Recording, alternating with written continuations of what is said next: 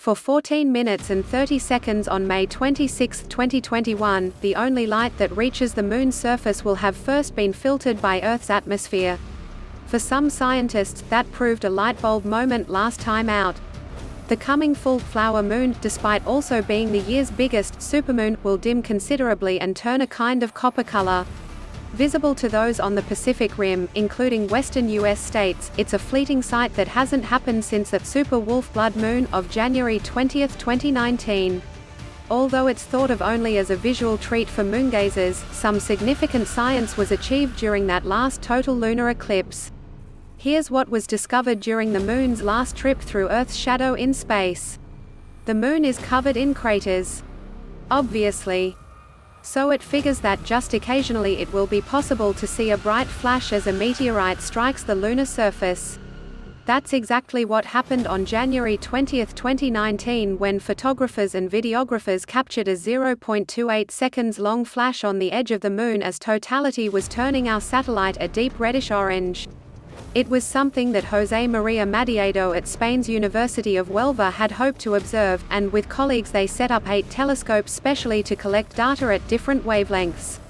They got it, and published a paper about their success, the first time ever that an impact flash was unambiguously recorded during a lunar eclipse. What's more, they revealed that a similar event was recorded during the total lunar eclipse of January 21, 2000.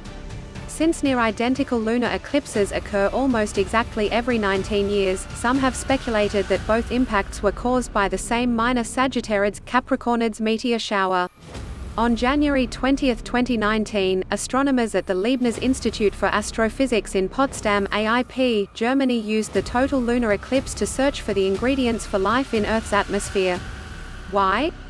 To use Earth as the prototype of a habitable planet so scientists can learn what to look for in the atmosphere around exoplanets.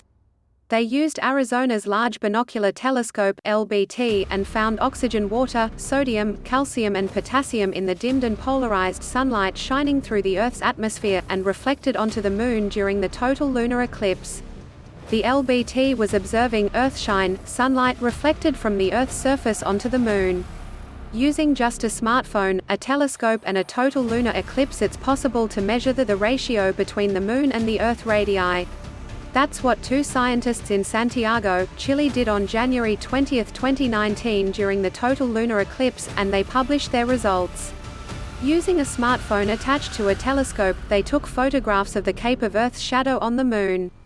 With geometry and open-source software they then calculated the ratio between the radii of the Moon and the Earth, and got the same result as the known values.